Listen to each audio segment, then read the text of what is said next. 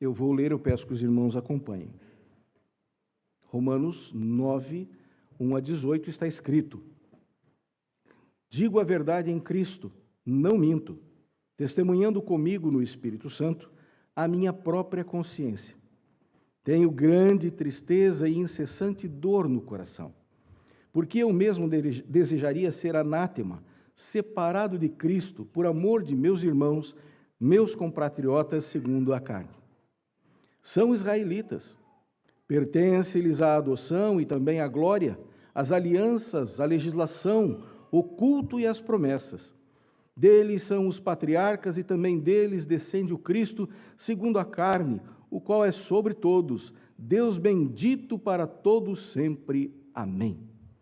E não pensemos que a palavra de Deus haja falhado, porque nem todos os de Israel são de fato israelitas. Nem por serem descendentes de Abraão são todos seus filhos, mas em Isaque será chamada a tua descendência. Isso é, estes filhos de Deus não são propriamente os da carne, mas devem ser considerados como descendência os filhos da promessa. Porque a palavra da promessa é esta: por esse tempo virei e Sara terá um filho. E não somente ela, mas também Rebeca, ao conceber de um só, Isaque, o nosso pai. E ainda não éramos gêmeos nascidos, nem tinham praticado o bem ou o mal, para que o propósito de Deus quanto à eleição prevalecesse, não por obras, mas por aquele que chama, e já fora dito a ela: o mais velho será servo do mais moço. Como está escrito: amei Jacó, porém me aborreci de Esaú. Que diremos, pois? A injustiça da parte de Deus? De modo nenhum. Pois ele diz a Moisés: terei misericórdia de quem me aprouver ter misericórdia, e compadecer-me-ei de quem me aprouver ter compaixão. Assim, pois, não depende de quem quer ou de quem corre, mas de usar Deus a sua misericórdia. Porque a Escritura diz a Faraó: para isso mesmo te levantei, para mostrar em ti o meu poder e para que o meu nome seja anunciado por toda a terra. Logo, ele tem misericórdia de quem quer e também endurece quem lhe apraz. Vamos orar? Pai Santo, eis aqui a leitura da Tua palavra. Pedimos agora que o Teu Santo Espírito aplique a Tua palavra em nossos corações e que nós, amparados por elas, edificados por ela, saiamos daqui dispostos a viver de acordo com aquilo que ela nos preceitua.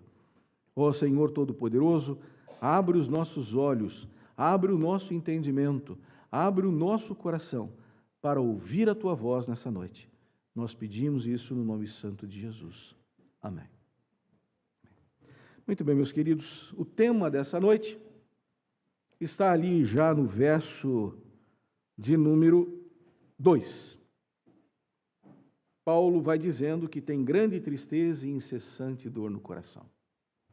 Quero tratar um pouquinho sobre isso, sobre tristeza por aqueles que não são eleitos de Deus. É triste saber que algumas pessoas não serão salvas. É doloroso ver parentes, amigos, queridos, que andam longe dos caminhos do Senhor, ou que ainda que produzam algumas virtudes, confiam nos seus próprios feitos para alcançar as benesses divinas. É extremamente doloroso ver pessoas que nós amamos, cujos corações são endurecidos como o de Faraó, capazes de ver milagres, capazes de ver o que Deus tem feito e mesmo assim resistir, não acreditar, não se curvar diante de Deus. É sobre isso que o apóstolo Paulo trata, nestes versos que nós vamos aqui trabalhar. Fala sobre a soberania de Deus, que é absoluta, e que Ele salva quem Ele quer, não quem nós achamos que Ele deveria salvar. É única e exclusivamente dele o desejo, a vontade de usar a sua misericórdia para salvar alguns. Muito bem. O texto já nos cita a questão de Êxodo 33:19, onde, numa conversa com Moisés, o Senhor lhe diz: farei passar toda a minha bondade diante de ti e te proclamarei o nome do Senhor. Terei misericórdia de quem eu tiver misericórdia e me compadecerei de quem eu me compadecer. Este texto mesmo é o citado aqui. O apóstolo Paulo faz referência a ele. E é difícil de aceitá-lo. É difícil. Portanto, compartilhamos da mesma dor, da mesma tristeza que o apóstolo Paulo teve olhando para os seus compatriotas. Nós temos a olhar para aqueles que, às vezes, se dizendo cristãos, servos de Deus, filhos de Deus, não agem de acordo. Muito bem. Então vamos lá. Vamos olhar o que o apóstolo Paulo fala para podermos entender isso, aceitar isso, porque aceitar dói menos, e viver isso. Primeiro ponto que eu quero mostrar a vocês é a tristeza pelo povo escolhido de Deus. Nós olhamos na palavra de Deus e encontramos algumas designações. E nós temos lá que muitos são chamados, mas poucos os escolhidos. E entendemos que os escolhidos são os eleitos. Mas quando há referência ao povo de Israel, nós entendemos que eles foram escolhidos sim. Eleitos sim. No meio de todas as nações que existiam, o Senhor fez surgir uma para ele. De Abraão, um mesopotâmio, promete a ele que da sua descendência virá a ser uma grande nação, e essa nação seria dele, de propriedade dele, para anunciá-lo diante de todas as outras. Então nós temos aqui um caso típico de uma escolha de Deus, uma determinação de Deus, um apontamento de Deus dizendo: esse povo me pertence. E aí muitas pessoas dizem, já que são o povo de Deus, já que o Senhor os escolheu, todos são salvos. Todo israelita de nascimento, então, é salvo.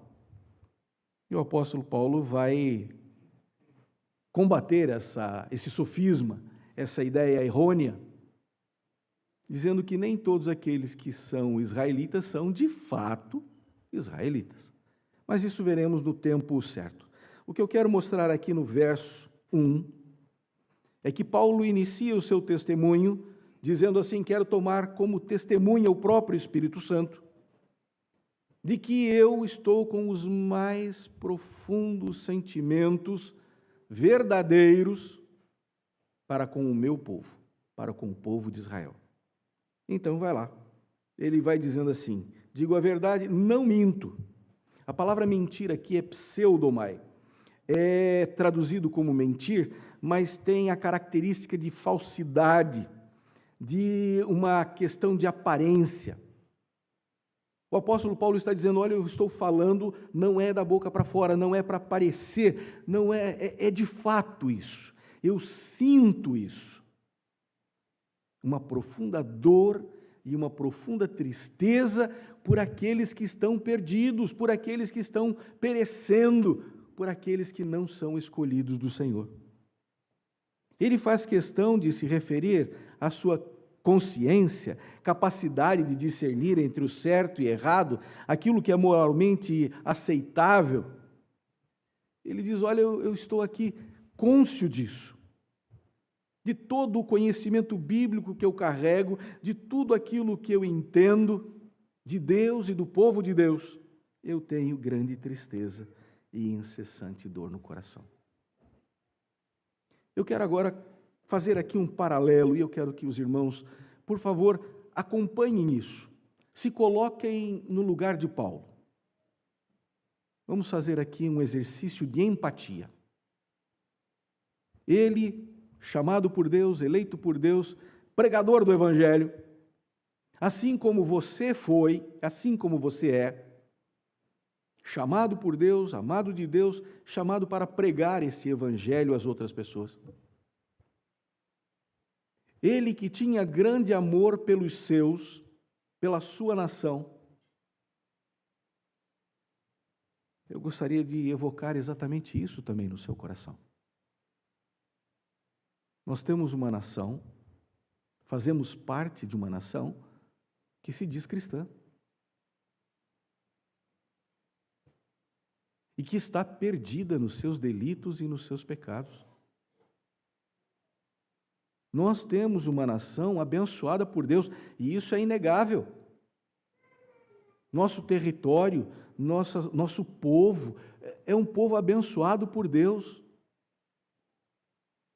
E ainda assim é um povo idólatra, é um povo que anda longe dos caminhos do Senhor. Eu gostaria que você fosse como Paulo agora e pensasse nos seus irmãos da pátria. Você, como brasileiro, pensasse nos brasileiros. Não só nos governantes que fazem isso, ou fazem aquilo, ou deixam de fazer, não importa, eu estou pensando na nação como um todo. E assim como Paulo olhou para eles, para os seus irmãos, os israelitas, e teve dor no coração, eu gostaria que você sentisse essa mesma dor e tristeza. Tristeza por estes que não conhecem a Cristo, apesar de se dizerem filhos de Deus. Desses que buscam as benesses de Deus, querem as suas bênçãos, mas ao mesmo tempo não querem obedecê-lo, não querem servi-lo. Eu quero que vocês se coloquem no lugar do apóstolo Paulo até o extremo. Ele diz assim: olha, eu queria ser anátema. Anátema é uma palavra interessante. Há dois sentidos para ela. O primeiro dele tem a ver com uma coisa santificada, separada, preparada, guardada, dedicada, especificamente uma oferta resultante de um voto a um Deus, um sacrifício dedicado sem expectativas de receber de volta e, portanto, algo próprio para destruição. Como quem diz assim, eu queria ser um maldito, que eu não fosse isso para o meu povo. A segunda forma de entender é como uma maldição, uma praga, alguém destinado a terríveis tristezas e angústias. O apóstolo Paulo diz: olha, eu queria carregar isso para mim, mas para que o meu povo tivesse misericórdia, para que meu povo encontrasse a salvação. Eu sei que não é fácil se colocar no lugar de Paulo, mas eu gostaria que você fizesse esse exercício. Porque se você não tiver tristeza e dor pelo povo, pela nação, como você vai pregar o Evangelho para eles? Se você não se importa com o futuro espiritual da pessoa que está ao seu lado, do seu parente, do seu amigo, da pessoa que é partícipe com você de uma mesma nação, como é que você irá pregar o Evangelho a ela? Qual será a sua motivação? Você olha para alguém, vê os caminhos em que ele está andando, e você sabe que ele vai para o inferno, e é um lugar de tormento, e você não se importa. O apóstolo Paulo está evocando sentimentos nacionalistas aqui, falando da nação de Israel. E eu quero evocar esses mesmos sentimentos para que nós possamos entender Qual é o nosso papel nessa noite ao ouvir essa palavra? Segundo ponto, meus irmãos. Tristeza pelos judeus que tanto possuíam e ainda possuem, mas nada efetivamente têm. Vocês viram a lista do que o apóstolo Paulo vai dizendo que eles têm? Verso 4. Por serem israelitas, são israelitas, ele diz. É um ponto. Pertence-lhes a adoção, também a glória, as alianças, a legislação, o culto, as promessas, deles são os patriarcas e também deles descende o Cristo, segundo a carne, o qual é sobre todos, o Deus bendito para todos sempre, amém. Como quem diz, é Deus que se revelou no meio do povo de Israel. Quantas bênçãos eles tinham. Essa lista de benesses concedidas por Deus ao seu povo exclusivo. Nenhuma outra nação foi tão agraciada, abençoada e até mesmo protegida como a nação de Israel. Fato que nós vemos isso até hoje. A adoção pela qual eles se arvoram em filhos de Deus. Deus nos escolheu, Deus nos fez nação, pertencemos ao Senhor, somos seus filhos. É como a nação brasileira. O Evangelho chegou à nossa terra. Todas as pessoas que aqui estão aceitaram a Cristo como seu Senhor, aceitaram o culto, aceitaram. Agora nós somos filhos de Deus. Pergunta, sai por aí perguntando quem não é filho de Deus. Até ateu é filho de Deus. Até quem não crê em Deus se diz filho de Deus. Não importa que religião seja. Por ser brasileiro, praticamente ele é filho de Deus.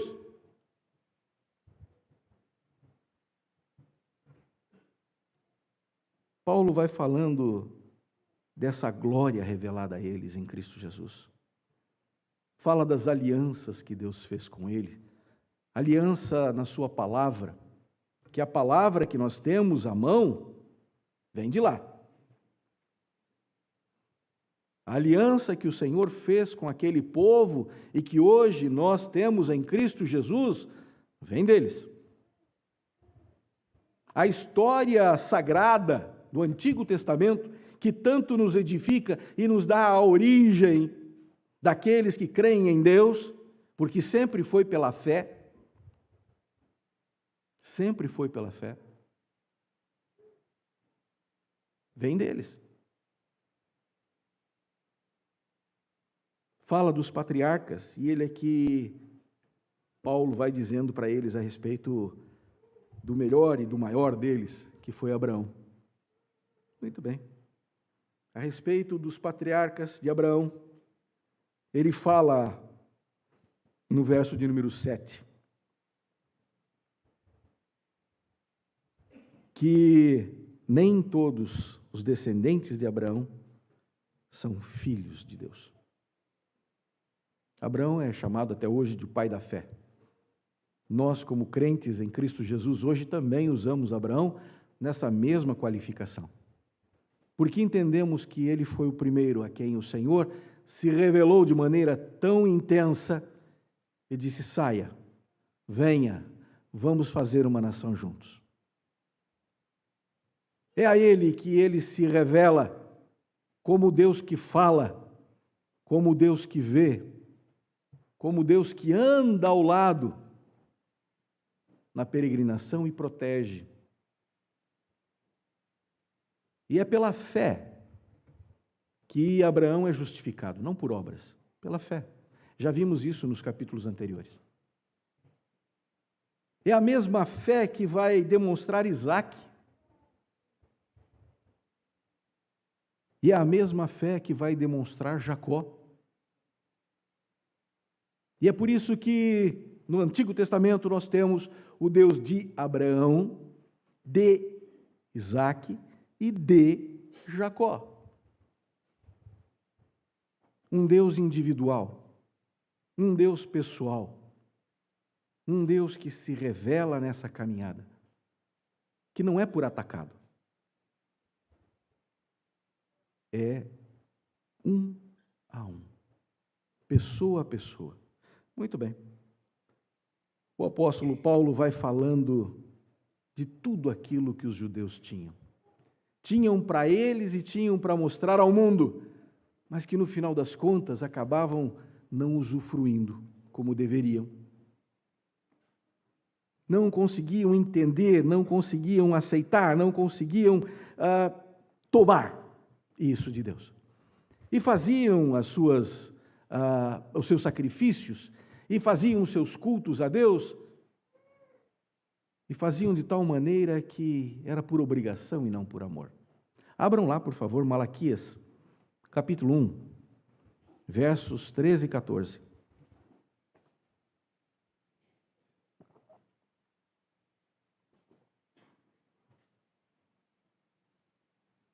O profeta Malaquias se dirige aos sacerdotes que tinham por incumbência ensinar o povo de Deus, e assim como eles faziam, eles ensinavam, eles repassavam.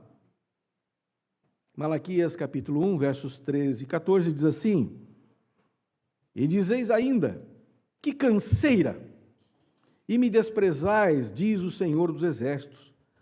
Vós ofereceis o dilacerado, o coxo e o enfermo, assim fazeis a oferta. Aceitaria isso eu da vossa mão, diz o Senhor. Pois maldito seja o enganador que, tendo um animal sadio do seu rebanho, promete e oferece ao Senhor um defeituoso. Porque eu sou o grande rei, o rei dos exércitos, o meu nome é terrível entre as nações. Esse era o povo de Israel. Ao invés de devolver ao Senhor o melhor, devolviam o pior. Ao invés de fazer isso com alegria, faziam isso com canseira e enfado, desprezando. E então tudo aquilo que Deus deu para eles, o melhor, a lei, o culto, aliás, e liturgia, que nós usamos até hoje. Nossa forma litúrgica vem da palavra de Deus, vem do Antigo Testamento, vem dos judeus. Deus deu isso para eles e nós usamos essa bênção para nós. Mas eles rejeitaram. E disseram, que canseira, que enfado. Cuidado quando você diz isso no seu coração no dia de domingo. Tem que ir na igreja de novo. Meu Deus, que canseira, que enfado. Tem todo domingo, por que hoje? Cuida para não cair, não incorrer no mesmo erro do povo de Israel. Estamos falando aqui de corações que devem trabalhar em prol de outras vidas. Se a nossa visão a respeito do reino de Deus, das coisas concernentes a Deus, é igual à do povo de Israel, sabe quando é que eles vão anunciar às nações que o Deus é todo-poderoso? Nunca! Eles vão servir de mau testemunho. E se nós tomamos o exemplo deles e fazemos como eles, apesar de termos também essas benesses ao alcance das nossas mãos, em que nós somos diferentes? Em que será diferente o nosso futuro? Nosso coração tem que ser reto diante de Deus. Olhar para tudo isso e observem, são promessas para nós também. Paulo vai dizendo que é promessa para o povo de Israel e que eles não deram bola, mas que nós temos também. Já não falamos sobre adoção? Paulo já não falou sobre adoção? Já não falamos sobre a revelação da glória de Deus? Já não falamos sobre as promessas, sobre a legislação, sobre Moisés, sobre a lei? Não falamos sobre essas coisas? Paulo não tratou disso até agora.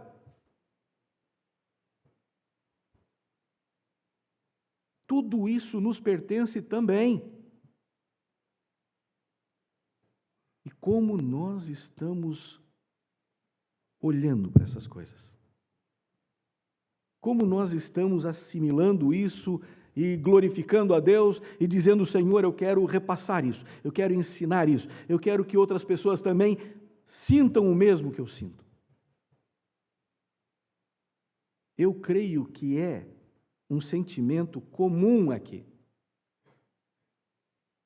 que a graça de Deus está sobre a sua vida. Você se sente agraciado, não se sente? Sim? Todos nós nos sentimos agraciados. E agora vamos ficar com essa graça só para nós? Não, é só exclusiva, é só para o povo. Não. Assim como Paulo estava com dor e tristeza no coração por aquele povo que não aproveitava isso, nós também temos que ter essa mesma dor e tristeza no coração por esses tantos que não aproveitam ainda. E nós não podemos descuidar para que nós não sejamos uns deles, iguais a eles. Muito bem. Terceiro e último ponto, meus irmãos. O apóstolo Paulo vai falar ali sobre tristeza, porque nem todos são filhos de Deus. Já citamos o verso 7, mas também ali o verso 6 começa falando sobre isso. De fato, nem todos são israelitas. De fato, por serem descendentes de Abraão, nem todos são seus filhos. E diz lá, mas em Isaque será chamada a tua descendência. A ideia aqui é do filho da promessa. A ideia aqui é de fé. A ideia aqui é de crer. É de crer para ver. Não é ser como Tomé. Tomé fez o inverso. Ele primeiro precisava ver para crer. Nós não somos assim, não fomos chamados para isso. Nós fomos chamados para crer e ver. É como a história de Êxodo, capítulo 12. Quando fala da celebração da Páscoa, quando Deus diz para eles, celebrem uma festa, quando eles não tinham motivo para celebrá-la. Se alegrem com a libertação, quando eles não eram libertos, eram escravos. Se alegrem porque eu vou passar no meio de vocês, quando o Senhor ainda não tinha passado. Fé. Fé é a certeza das coisas que se esperam e a convicção dos fatos que não se veem. Eu creio que vou ver. Eu creio que vou passar por isso. Eu creio que lá na frente.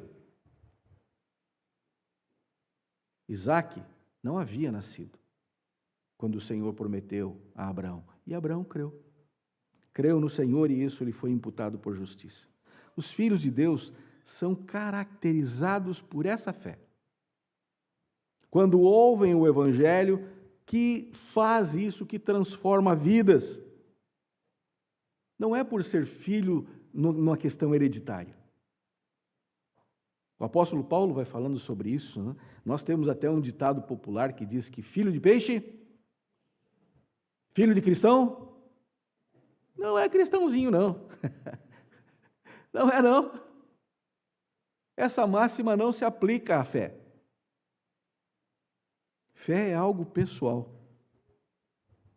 Vamos olhar ali para os fariseus, para os saduceus, para aqueles que se diziam filhos de Deus.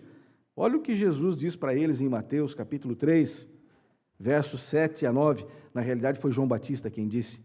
Abram lá.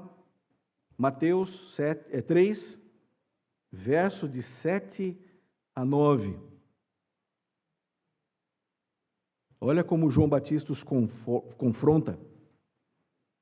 Eles evocaram essa questão hereditária, somos filhos de Abraão. E então João Batista diz, vendo ele, porém, que muitos dos fariseus e saduceus vinham ao batismo, disse-lhes, raça de víboras, quem vos induziu a fugir da ira vindoura? Produzi, pois, frutos dignos de arrependimento, e não comeceis a dizer entre vós mesmos, temos por pai Abraão, porque eu vos afirmo que destas pedras Deus pode suscitar filhos a Abraão. O ponto dessa repreensão toda aqui está em produzir frutos dignos de arrependimento. Se você quer encontrar um filho de Deus, se você quer identificar um filho de Deus, ele tem que ter isso na sua vida. Se ele não tem, raça de víboras. Se ele diz que é e não é, vai para o inferno. Não tem meio termo. E quando nós olhamos pessoas agindo assim, fazendo assim, Qual é o nosso sentimento para com elas? Muito bem, meus irmãos. Nessa questão de hereditariedade, o apóstolo Paulo vai falando sobre isso. E vai discorrendo sobre Isaque, vai falando sobre os filhos de Rebeca, Jacó e Esaú. E vai dizendo, olha, Deus escolhe quem Ele quer, mesmo que saia do mesmo ventre. Mesmo que tenha o mesmo pai, a mesma mãe. Deus escolhe um e rejeita o outro. É isso que o apóstolo Paulo está aqui dizendo àqueles irmãos, aquelas pessoas que ele tinha apreço. Não imaginem que é por hereditariedade, é porque Deus escolheu. Eles, Jacó e Esaú, no ventre, não tinham feito nenhum ato ainda. Não eram culpados de nenhuma atitude. Mas o Senhor os escolheu, no caso Jacó, porque ele quis. E rejeitou a Esaú porque ele quis. A mesma história com Caim e Abel. Ambos se apresentaram diante de Deus, ambos fizeram ofertas diante de Deus, ambos cultuaram a Deus. Mas a palavra diz que o Senhor se agradou de quem? De Abel. Enquanto que de Caim e da sua oferta, não se agradou. Não foi da oferta que ele não se agradou. Ele não se agradou, em primeiro lugar, de Caim, da atitude de Caim, do coração de Caim. Os dois saíram de Adão e Eva. Assim como Jacó e Esaú saíram de Rebeca. O Senhor escolhe quem Ele quer. Essa é a parte da nossa doutrina mais preciosa. Fala do ato de Deus, do amor de Deus, em escolher alguns, porque Ele quer. E louvado seja Deus, porque nós estamos nesse meio. Se você está ouvindo essa mensagem, seja aqui no templo ou lá pela internet, lembre-se disso. Não aconteceu por acaso. Não aconteceu por acaso. Você não está nessa noite aqui, não está ouvindo essa palavra por acaso. Deus quer falar ao seu coração. Ao seu coração. Meus irmãos, nós não podemos mudar a vontade de Deus. Por mais que peçamos, por mais que imploremos, por mais que às vezes ouçamos alguns testemunhos comoventes de pessoas que passaram uma vida inteira orando pela conversão de uma pessoa e lá no fim da vida, lá no apagar das velas, essa pessoa aceitou a Cristo. Por mais que seja bonita essa história, ela pode não acontecer. Porque ela não acontece pelos nossos esforços, pelas nossas orações. Acontece porque Deus assim determina. E aí que entra de novo essa história da mensagem de hoje. Eu tenho que ter amor por essas pessoas que ainda não foram alcançadas. E devo pregar-lhes o Evangelho, e devo me importar com a vida delas, e quero o melhor para a vida delas, e quero fazer o melhor para eles, para que eles alcancem isso, essa mesma graça. Mas isso vai acontecer se Deus assim determinar. Nem mais nem menos. Essa pessoa vai ter aos seus olhos Cristo revelado, o seu coração será quebrantado, seu espírito se dobrará ao Senhor, somente se Deus assim desejar. Mas a nós cabe pregar o Evangelho, a toda criatura, a toda criatura.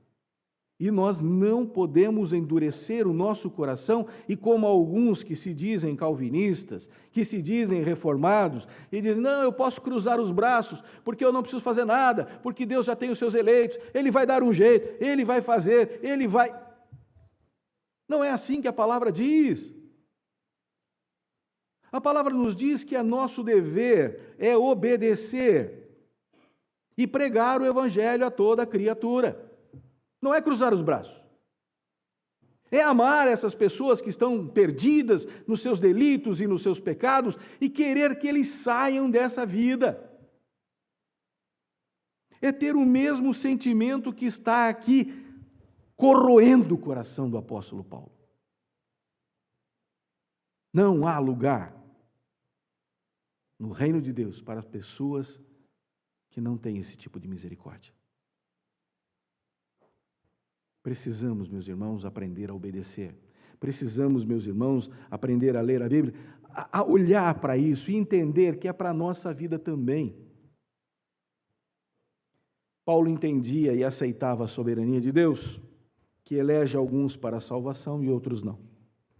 Mas isso não o impedia de sentir profunda dor e tristeza pelos seus compatriotas. Seu desejo é que todos alcançassem a salvação, mas entendia que isso estava sob o controle de Deus e não sob o seu. Que isso era atributo de Deus e não dependia da sua capacidade. Ele apenas obedecia a Deus. A conclusão que nós podemos chegar, meus irmãos, nessa mensagem, nessa noite, é que nós devemos ter tristeza por aqueles que não são salvos. Por aqueles que estão ao nosso redor, dentro do nosso núcleo familiar e que ainda não conhecem a Cristo. Dentro do nosso grupo de amizades que ainda não conhecem a Cristo. Dentro do nosso bairro, dentro da nossa cidade, dentro do nosso país. E nos envolver, sim, com a pregação do Evangelho. E nos envolver, sim, para que eles tenham a capacidade de ouvir a palavra de Deus, que pode transformar suas vidas. Devemos ter amor por eles, devemos nos envolver com isso, devemos ter cada vez mais o desejo de ajudar.